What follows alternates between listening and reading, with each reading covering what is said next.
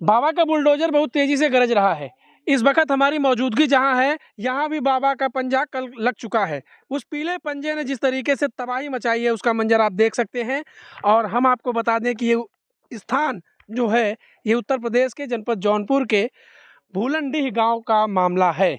आप देख सकते हैं कि ये जो पूरा मलबा है, ये कितने छिन्न भिन्न अवस्था में पड़ा हुआ है। बताया जा रहा है कि यहाँ पर हर सप्ताह में इतवार के दिन और मंगलवार के दिन प्रार्थना सभाएं होती थी। वो प्रार्थना सभाएं ईसाई मिशनरियों की होती थी। आप देख सकते हैं यहाँ पर एक बाइबिल भी आपको दिख रहा है। ये प्रशासनिक कार्यवाही में खंडहर हो चुके मलबे के बीच से हम आपको तस्वीरें दिखा रहे हैं। इधर भी आप देख सकते हैं कि तमाम किताबें जो धार्मिक किताबें कही जा सकती हैं, या यूँ कहें कि लोगों के पढ़ने के लिए हैं, जो लोग यहाँ पर प्रार्थना करने आते थे, वो किताबें इस मलबे में दिखाई दे रही हैं। प्रशासन की ओर से की गई इस कार्रवाई का सबसे बड़ा कारण ये रहा कि कुछ दिन पहले राजस्व विभाग की टीम यहाँ पर पैमाइश के लिए आई थी। उस टीम पर कुछ अराजक तत्वों ने हमला कर दिया। उस हमले में कई लोग घायल हो गए, जिसके बाद प्रशासन ने जवाबी कार्रवाई यूँ कहे करते हुए यहाँ पर आकर फोर्स के साथ आकर, पुलिस बल के साथ आकर पैमाइश की, जहाँ पर इसे अवैध पाया गया। और उसके बाद प्रशासन ने अपने पीले पंजे का प्रयोग किया। इस मलबे में कुछ चीज़ें ऐसी भी हैं जो हमें देखने पर संदेहात्मक लगी। ये कुछ दवाइयों के पैकेट हैं, जिनसे एक अजीब तरीके की खुशबू आ रही है।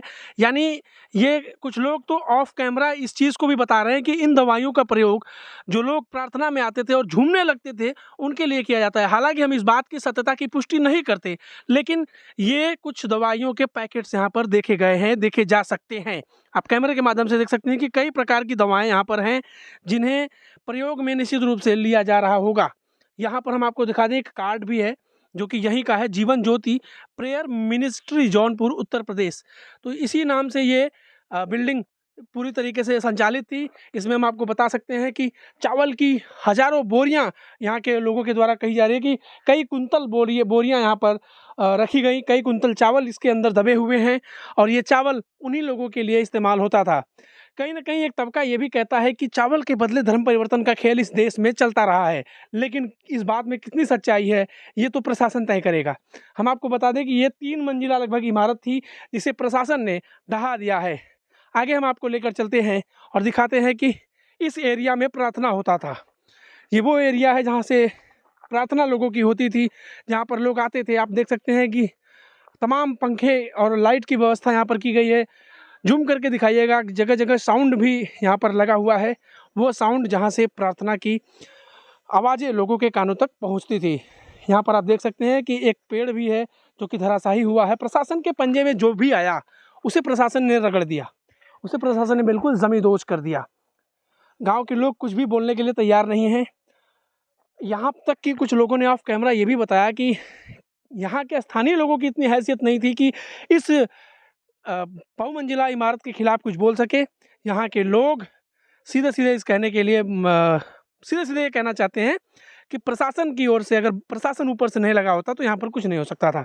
हम आपको यहाँ पर कुछ दिखाना चाहेंगे। ये एक प्रार्थना, या यूँ कहें कुछ इसमें चीज़ें हैं जिसमें लिखा गया है कि हे परमेश्वर, यह कैलेसिया तेरी सृष्टि में अद्भुत है। कुछ ऐसी चीज़ें हैं जो कि देखने के बाद अचंभित आपको करने को मजबूर कर देंगी।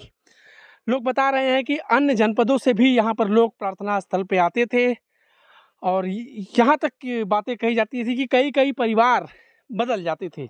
अब इस पूरे खेल के पीछे असली कारण क्या है वो तो प्रशासन बताएगा, लेकिन अभी जो स्थिति है वो हम आपको दिखा दें कि प्रशासन के पीले पंजे का शिकार ये बहुमंजिला अवैध इमारत हुआ है, जहाँ पर प्रार्थनाएं की जाती थी। हमारा क्या नाम है आपका? एजाज अहमद।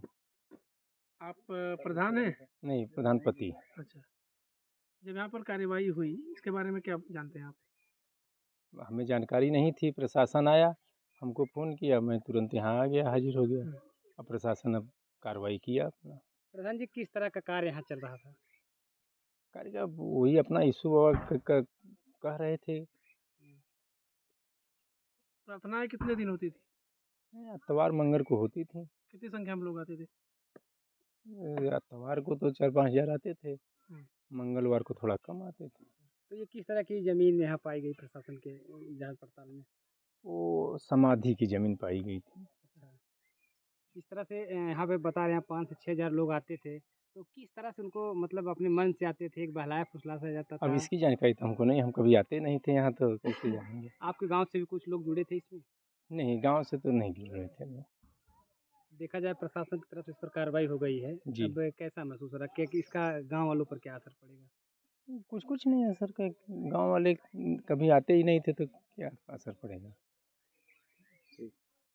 हमारे साथ लगातार बने रहें, देखते रहें एनपीबी हिंदी।